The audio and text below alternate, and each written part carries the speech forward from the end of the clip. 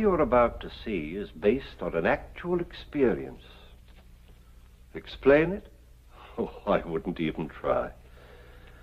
But I do think you'd be interested in exploring with me that strange world that lies behind the veil.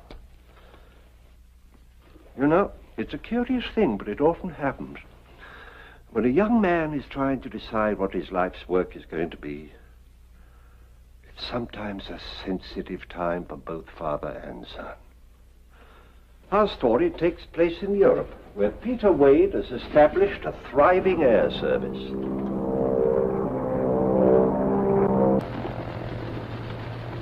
This might not be your first time up, but you're over-controlling.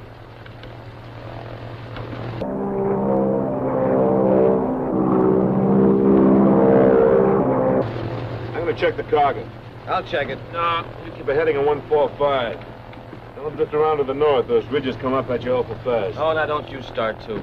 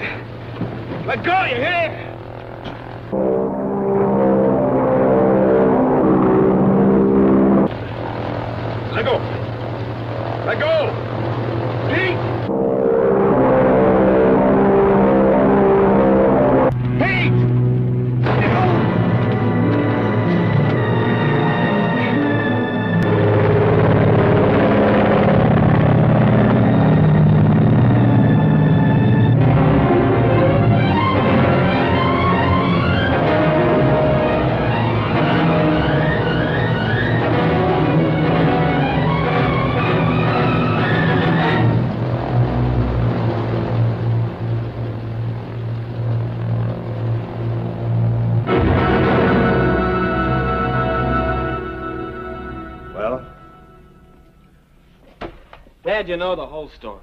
Now, boy, it's no good bottling these things up. You know that. There is nothing to bottle up. I'm trying very hard to understand, very hard indeed. Well, don't try, because you can't understand. You're not the type. You're the guy that doesn't quit until he wins. Oh, no. Not until I win. Until I've earned the right to go on to the next thing. It's just as simple as that. I've got to use my talent, not yours. Just tell me one thing. Why did you deliberately head for a crash? I can't explain that. Even if I could, you wouldn't understand it. Are you sick? Busy? Or just plain scared? Dad, some people are good at one thing and bad at another. I'm a washout as a flyer. And I probably can't run this company. But I can design planes. How do you know? Because I've got the talent, and you know it. And furthermore, I've got the desire. 2 more years of graduate school, I'll have my degree. Now, this is something that I can do.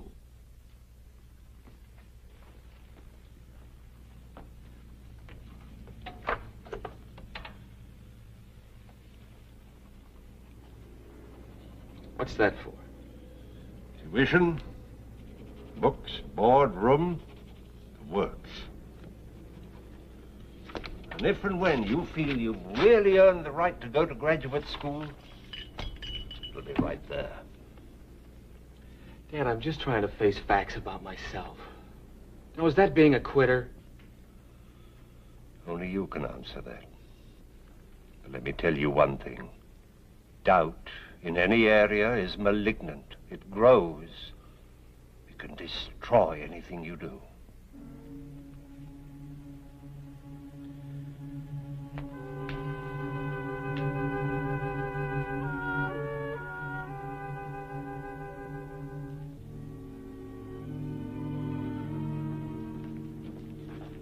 Take the first plane to New York now.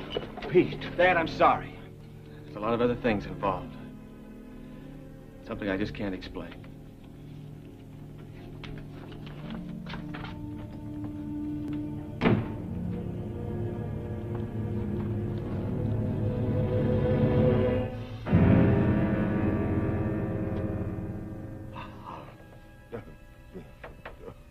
What? No, no, no. I can't do that. No, I can't. Wally. They're hit, I tell you. They're hit. They're out. Jump. Everybody's up. No, you've got to go. Jesse. Grenoble. Jump. No. Shoot, you can't. Shot full of holes, no good. Wally. What? No, Dad, don't. Dad. Oh.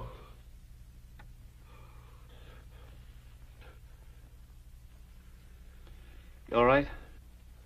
Yes. Yes, I'm all right. Just a dream, that's all. What was it this time? Oh, nothing. Why are you still up? Dad, who's Wally? Who? Yeah, you were calling out his name. I was? Yeah, who was he? I don't know. Dad, Wally died in that crash, didn't he? Yes, of course he died. But we have to talk about it now. It's the middle of the night. No, of course not.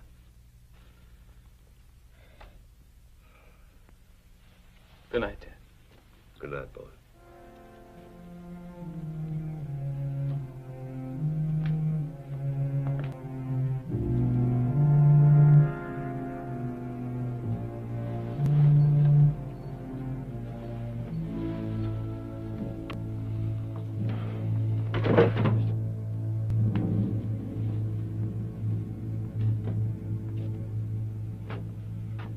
Well, that wasn't a very good example, was it?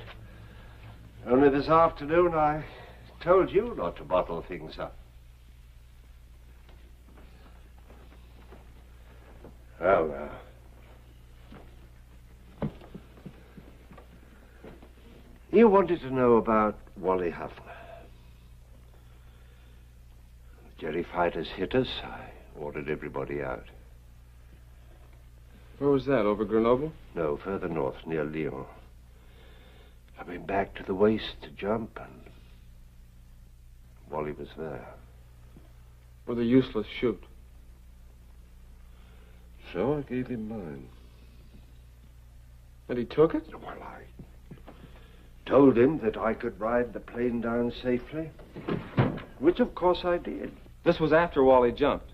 Yeah, after Wally jumped. I watched him fall. The chute didn't open.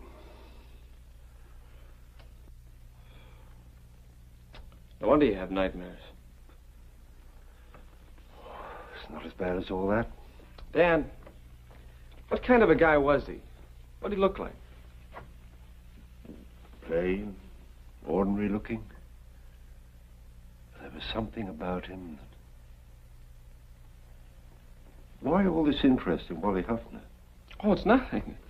It's you. These nightmares. Maybe you need a rest or something. Oh, no, I'll be all right. Still going to New York in the morning? Oh, I don't know, Dad. Want to talk about it? Let's talk about it in the morning. Huh? Good night. Good night, Dad.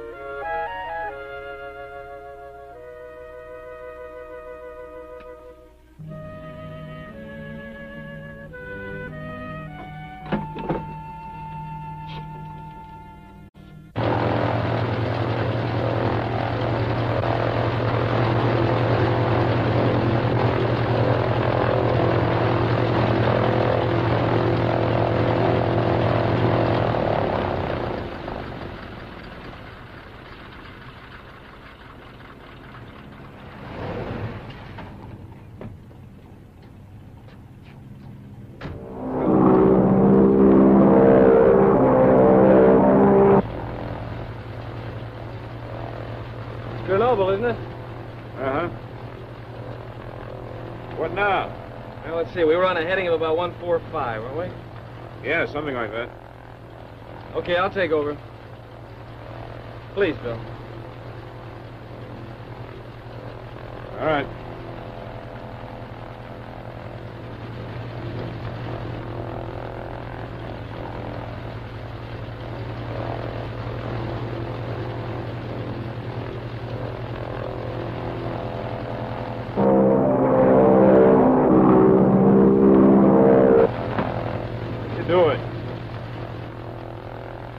Reflection this morning. You see anything?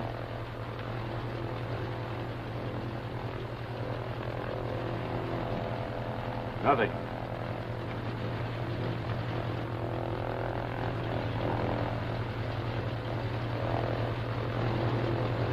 Well, I guess I'm wrong. It's not the same now. Oh? You might as well go on home, huh?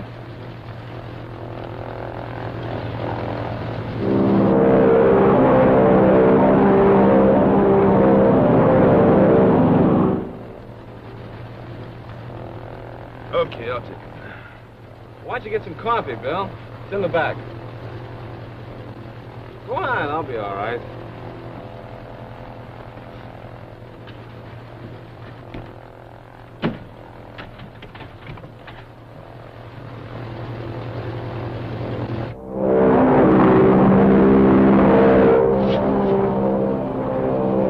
What do you think you're doing?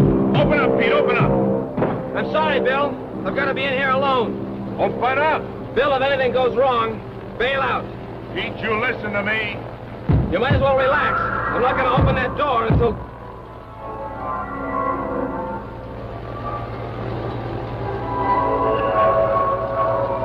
Pete? You all right? Answer me. Look at me. Look at me. Look at me. Follow me.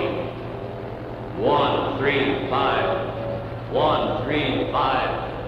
135. 135. 135.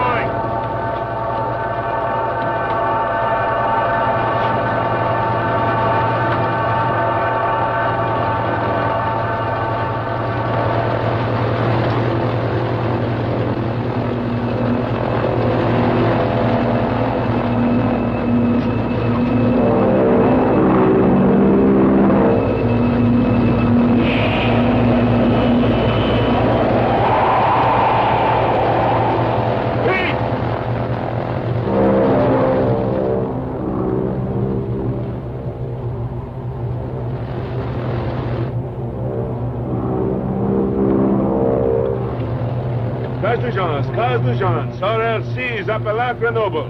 RLC's appellant Grenoble.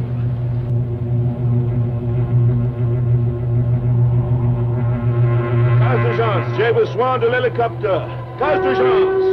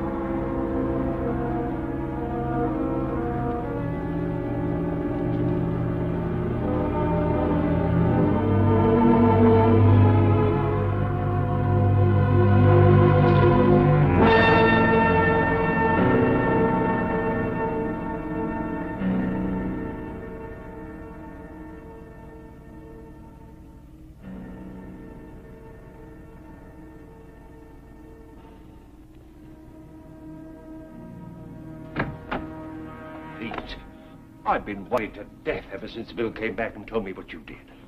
I know, I'm sorry. Yesterday was bad enough. But this last thing, bailing out of the mountains like that. Do you want to know why? The reason I headed for that mountain? The reason I bailed out? I saw something in the plane. A reflection in the windshield. The reflection of a man's face. What do you mean? This face. That's right, Wally Huffner. And I heard his voice. It was hypnotic. It made me do what I did. All right, don't believe me. But it made me take a heading of 135. Oh, Pete, for the love of... Oh, wait a minute, let me finish. He made me bail out. And I found something. The wreck of a B-17. With one of these on it. And inside I found this. Parachute. Yeah, a parachute. With a serial number on it. 01636184. Do I have to tell you whose chute this is? No, of course not. It's yours. Here, look at it. Look at the holes. 4, 5, 6 of them. Bullet holes. Well, you don't understand. You see, you told me that you were in that plane alone. Everybody else had bailed out. Dad, a man died in that crash. Carlo Manzetti. No. Carlo Manzetti was Wally. Wally Huffner?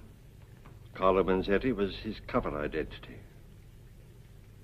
He was an intelligence agent? Yeah. We were supposed to drop him near Torino and up it. But it's incredible. How did you find that ship? I told you that. The point is this.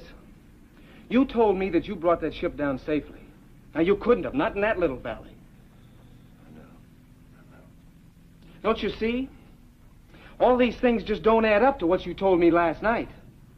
Last night, I was trying to protect you. Protect me?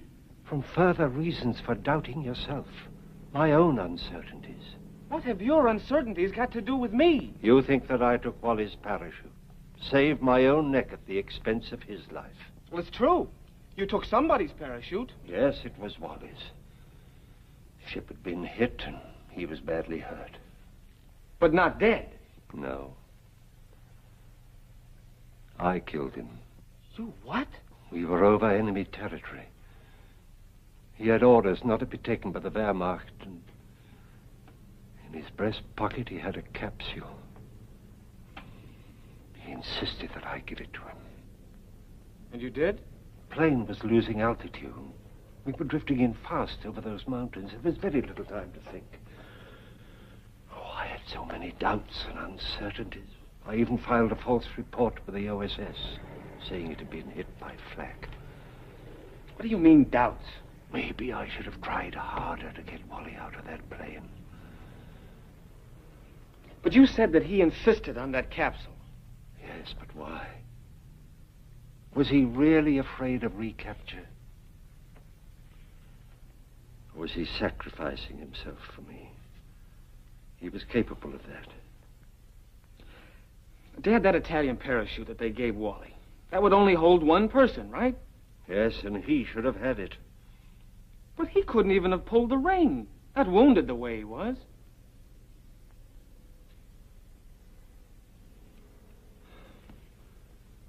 Dad, I think Wally may have helped us both. I'll leave this check here. At least for now. I may earn the right to use it sooner than you think.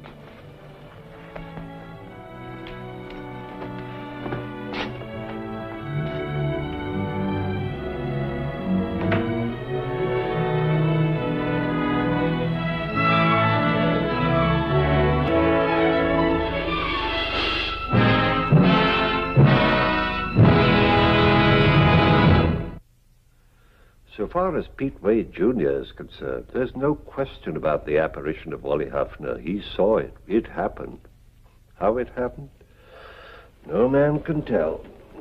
I mean, of course, no living man.